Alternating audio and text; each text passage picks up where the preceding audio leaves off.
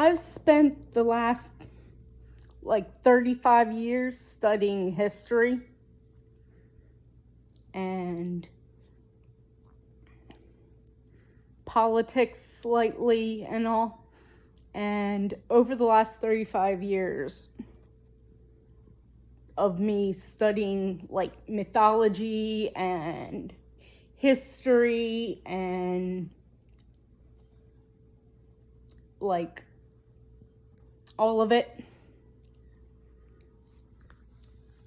And as I learned what was liberal by nature and was conservative by nature, every single terrorist organization in history, every monster, every demon, every evil has always come from the conservative side. It is the nature of conservative to be evil. Everything is good.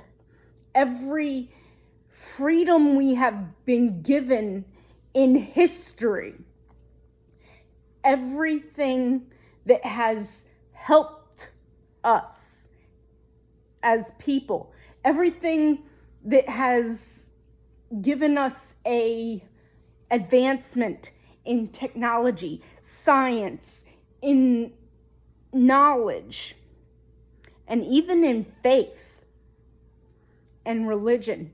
Everything that has opened our eyes, every one of our best things that have come out of humanity have been liberal. These are facts. These are from learning, from studying history. And I've even looked at ancient aliens, and I've watched all those conservative and all those conspiracy theory shows over the last, nearly 40 years. I mean, I'm 40 now. I've been since I can remember, I've been watching history and science shows and things like that. My whole life of going to church, from the first little things you learn when you start at church, Jesus loves me. The songs of my earliest Christian upbringing. Sitting around in preschool, learning about everything you learn in preschool, basic how to act around people, how to play with other children properly. The basic things from your first days when you're in preschool. Yes, I remember when I was in preschool. Pre-K and kindergarten. I remember that.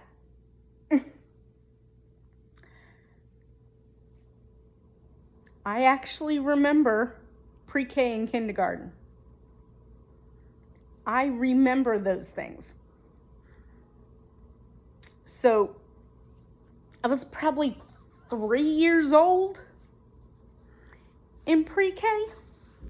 And I remember when I was 3 years old, from those earliest memories and earliest things that they taught me in pre-K.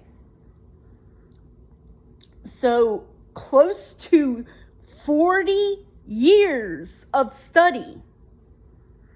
The one thing I've learned, because I have never stopped trying to learn,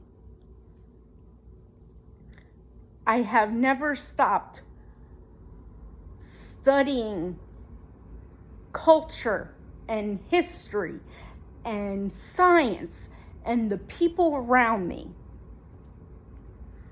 Every minute I'm not actually at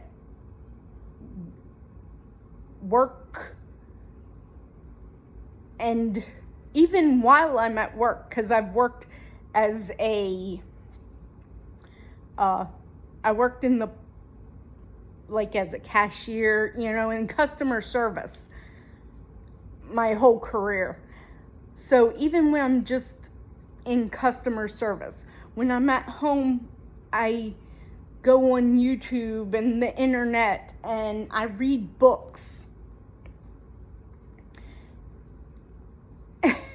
And I go on the internet to find other resources. I'm always on my phone trying to find resources to learn. And I have constantly been learning my entire life. I can remember things from that much of my life. And everything I've learned, despite parents and grandparents and all with this color skin and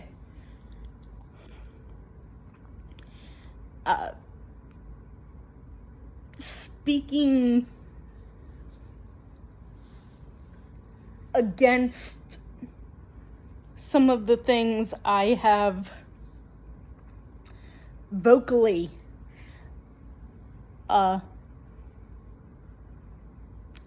in opposition to. They are, in some ways, have said racist things because they are white. And I call them out. I was calling them out I remember anytime I heard something racist, I would say, Mom, that is racist. Dad, that is racist. Grandma, what you're saying is racist. Whether they knew it or not at the time, whether they knew the stuff they were doing was racist, whether they meant to, whether they were consciously racist, which they were in some cases very racist and they were proud of it. But I called out my own family. As a child, I was calling out racism. And I stand by my words as an adult. 30 years plus later, I stand by my words.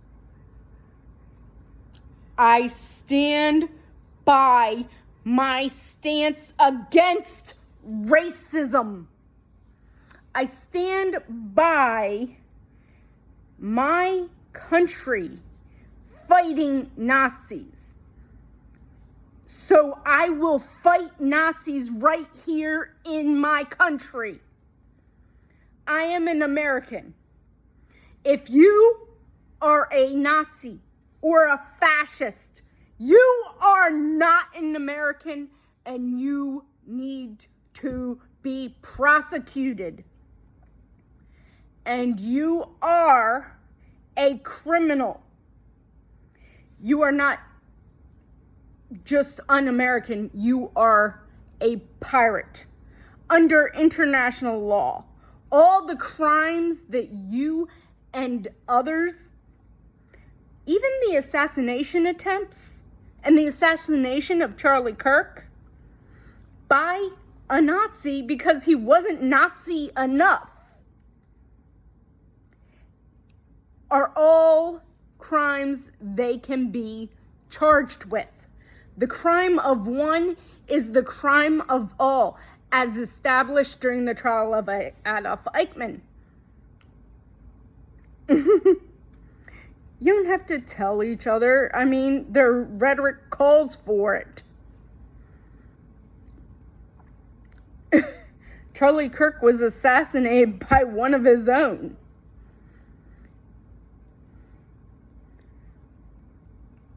He was by another. They're like Goebbels and all the propaganda wing of the Nazi Party. They are all guilty of the crimes of any of them. They are all guilty of the same crimes that any of them commit. All the deaths of people in the concentration camps. Yes, there are deaths of immigrants in concentration camps. They are the same as the deaths in Nazi concentration camps. And they are all guilty of them. All.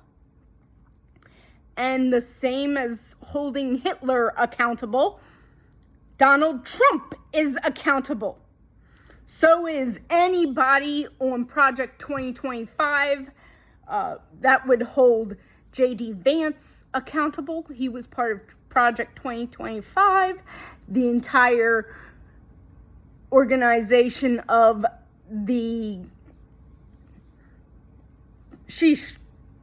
all the Supreme Court justices were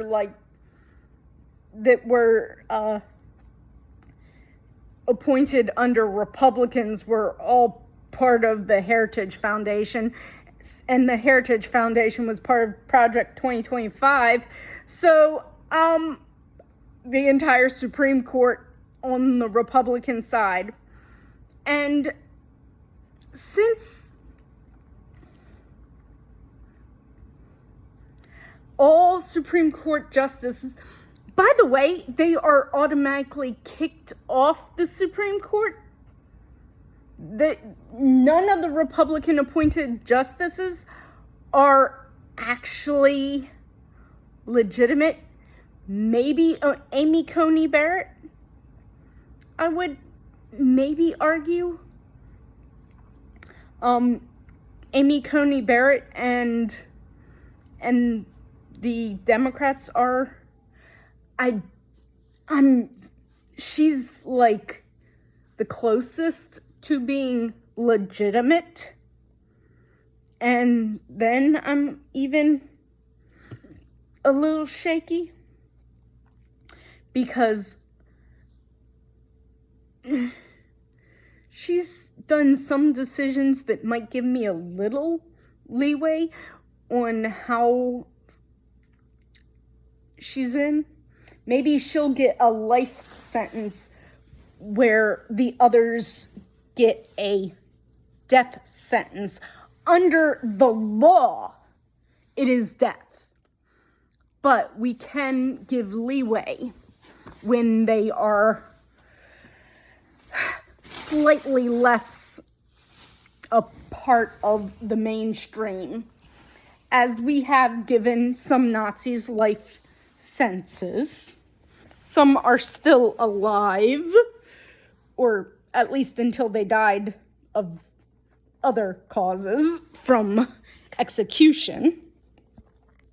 This is educational on the facts of history and the facts of my education, as I have studied Nazi Germany for longer than many people have been alive that I work with. Because a lot of the people are like in their early 30s or late 20s. I have some teenagers I work with. So like 20s, a lot of them are in their 20s.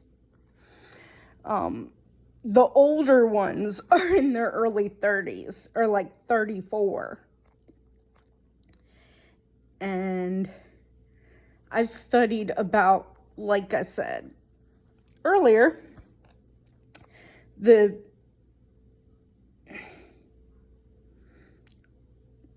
history of politics and stuff. And also in grade school, I learned about,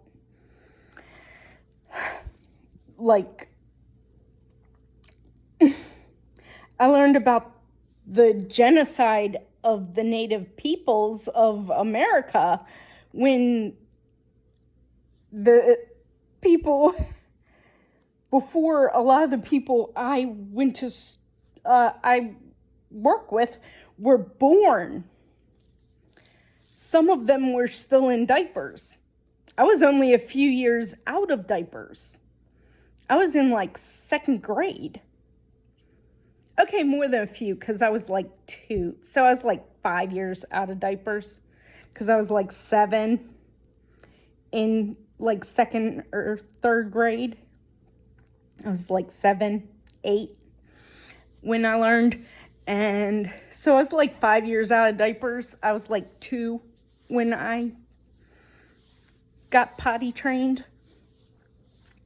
So I was out of diapers for a few years.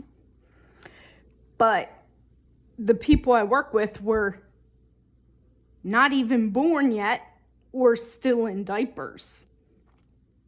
The older ones were still in diapers because I wasn't too far out of diapers. And I was pretty young when I was potty trained.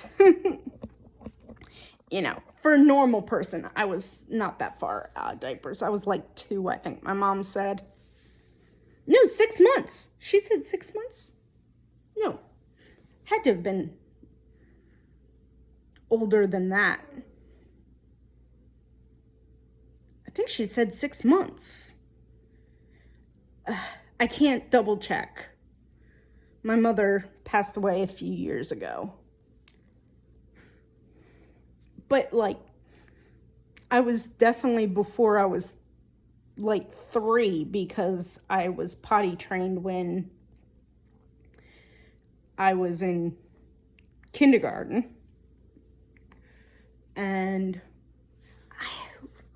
when was the father-daughter trucking? There was a thing called the van club when I was a kid. It was a bunch of people who had vans that they would sleep in, like camping. My dad, his back seat, the way back seat, there was 2 front seats were bucket seats, and then 2 more bucket seats in the middle, and way in the back there was a bench seat in his van, and the bench seat would flatten out into a bed. And then if you opened the back doors, there was a little like ice box and a sink. You could fill the thing, and then it had an area where you could take the water and you could dump the water into the toilet or something else to catch the water, so you could wash your hands. It didn't have a toilet or anything, but the van club would park in this big parking lot, and they'd have campouts. There would be a small building in the middle of this big parking lot in the middle of the woods. And there was a father-daughter truck-in. So it was a bunch of little girls and their dads.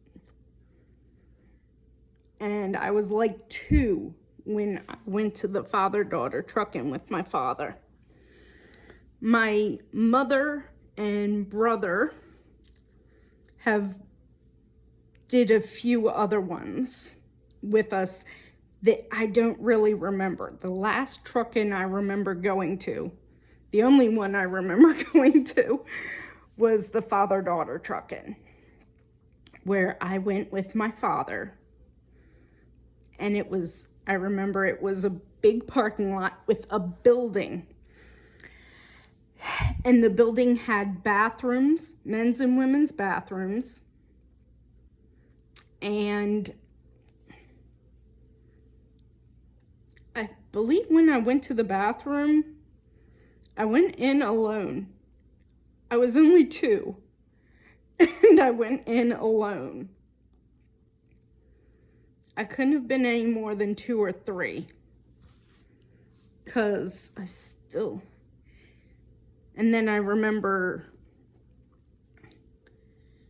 when I was at the beach one time with my grandmother. We stopped going there when I was probably around 3 or 4. I have some old memories. That was when we went to the Ocean City with my dad's parents.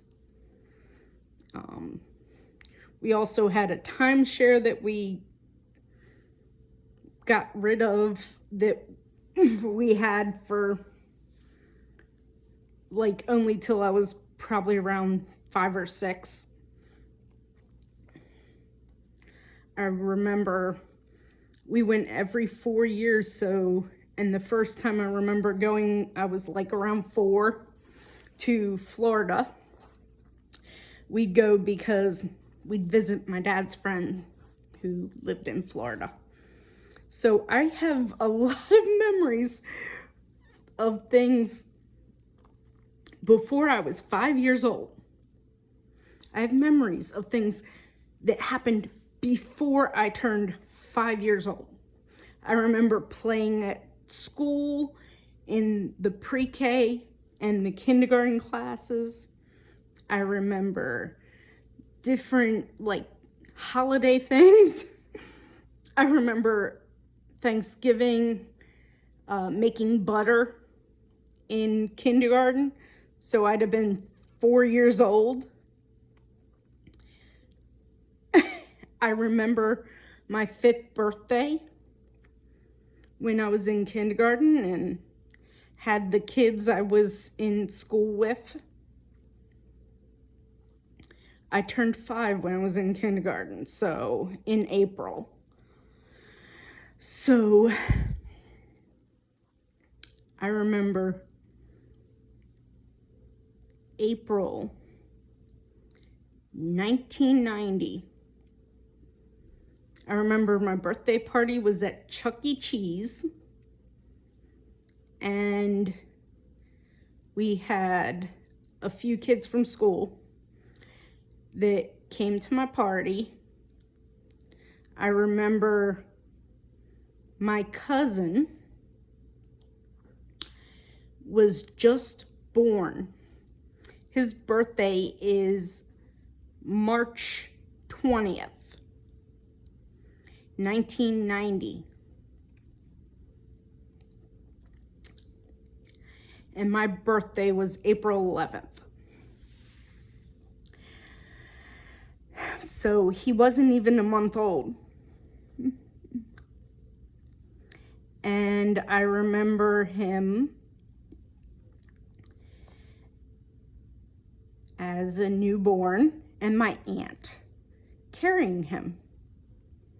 So he was less than a month old. And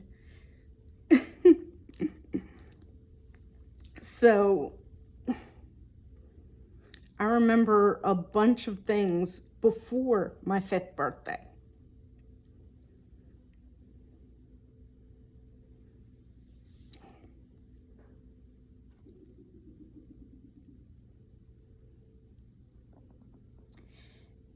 And I was already interested in like Greek mythology type stuff. You know, it was fun.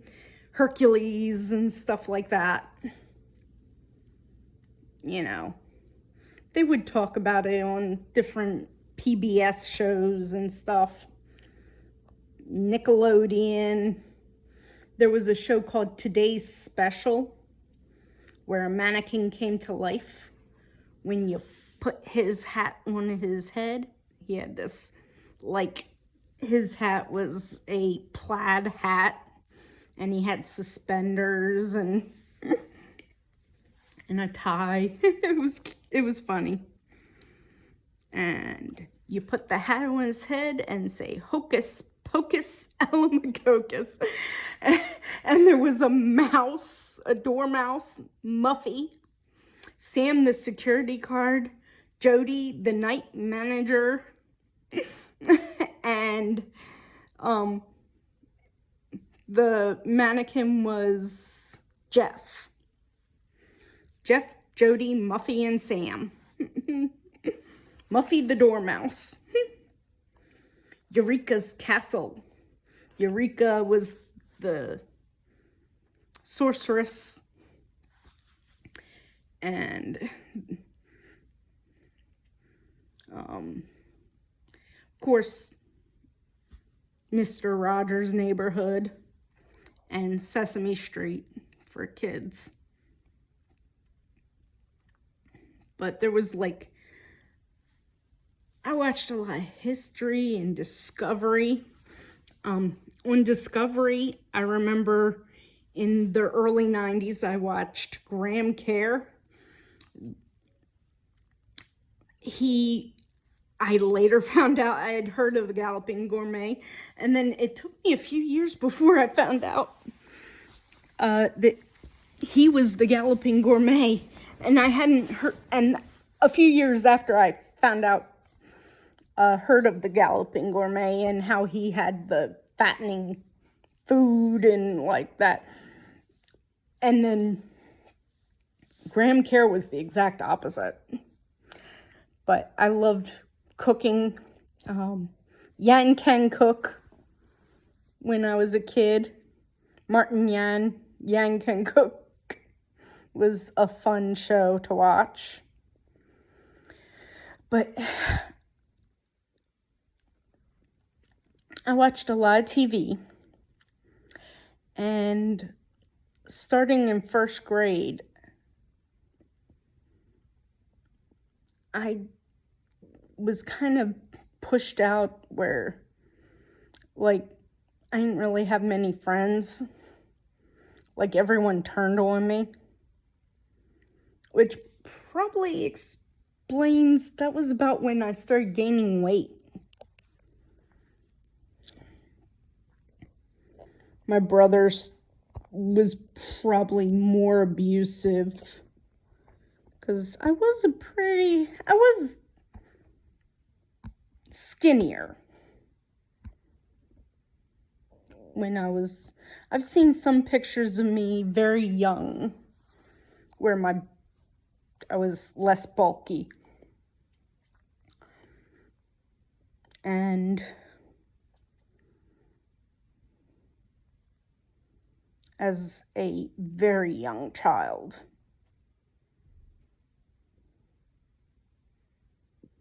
and I remember my early days.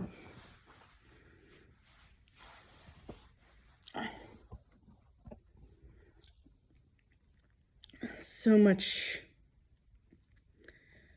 of what I've been through has, as I was ostracized, as I was,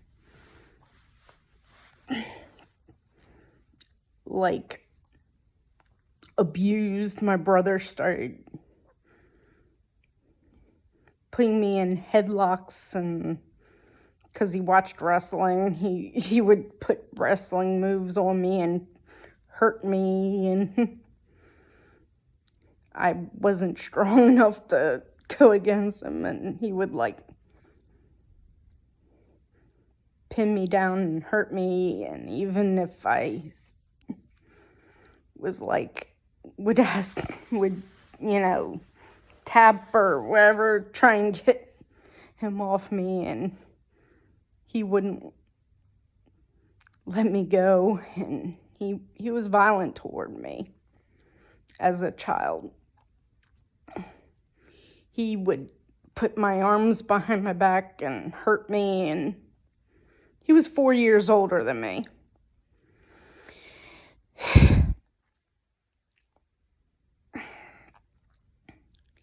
He pushed me around. He did all kinds of stuff.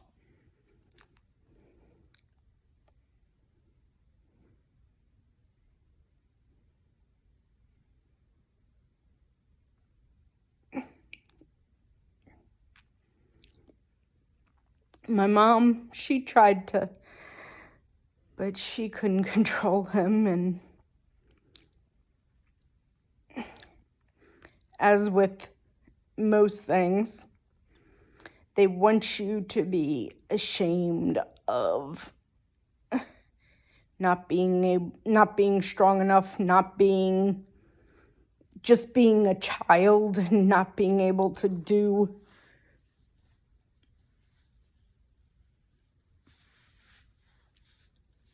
everything.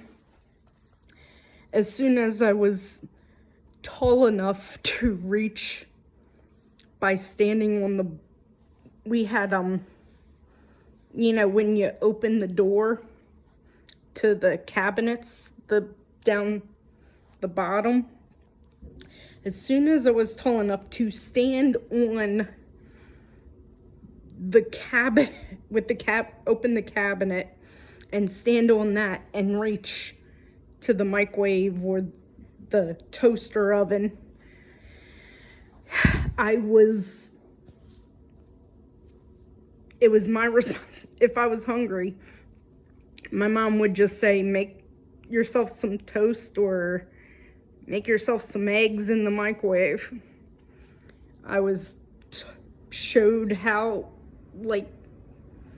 before, when I was not even tall enough, my mom would show me, when I was 2 years old, she would show me how to make scrambled eggs and toast with butter and garlic or cinnamon sugar. She would make toast. And as soon as I was tall enough to reach, I was expected to, okay, you can reach the cereal. You can reach, and even before that, she'd give me the cereal. I made my own cereal. As soon as I could reach the toaster oven or the microwave. I wasn't allowed to use the stove or the regular oven, but the toaster oven and the microwave, as soon as you could reach, you were old enough to use them. As soon as you could put something in like that and reach it, you were cooking for yourself.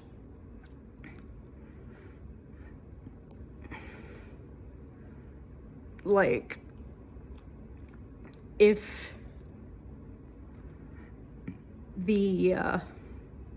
someone didn't want to eat the food at my grandma's that she made, you made yourself a bowl of cereal. There was also plenty of cupcakes and tasty cakes around.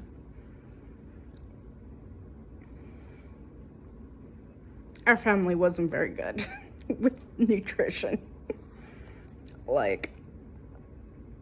Cereal was probably better than the cakes and candies. But my family, that's how things were. I'm Gen X. I'm the end of Gen X. Gen X ended in 85.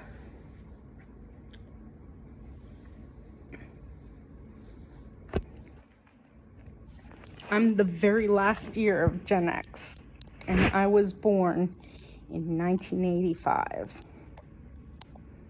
I was in the generation that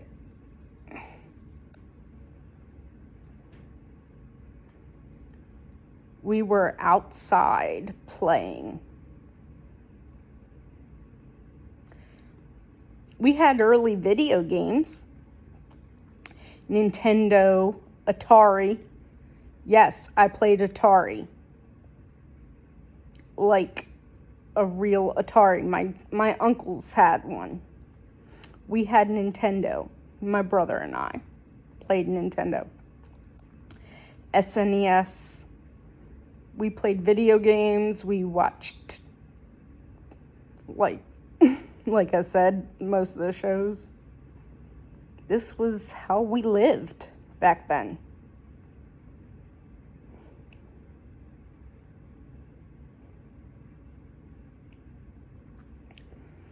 In the 90s, education was the best it ever had been. In the 80s, early 90s, very early 2000s. Until Bush ended education. And the Republicans in the Senate and the House blocked any Democratic trying to help education. And we haven't had a supermajority Democrats to overturn and repeal everything the Republicans have done. And they let Republicans, instead of changing rules when the Republicans change rules to get their stuff passed, we don't. And it's been totally, we're going to do the right thing and they're not. It's been totally wrong.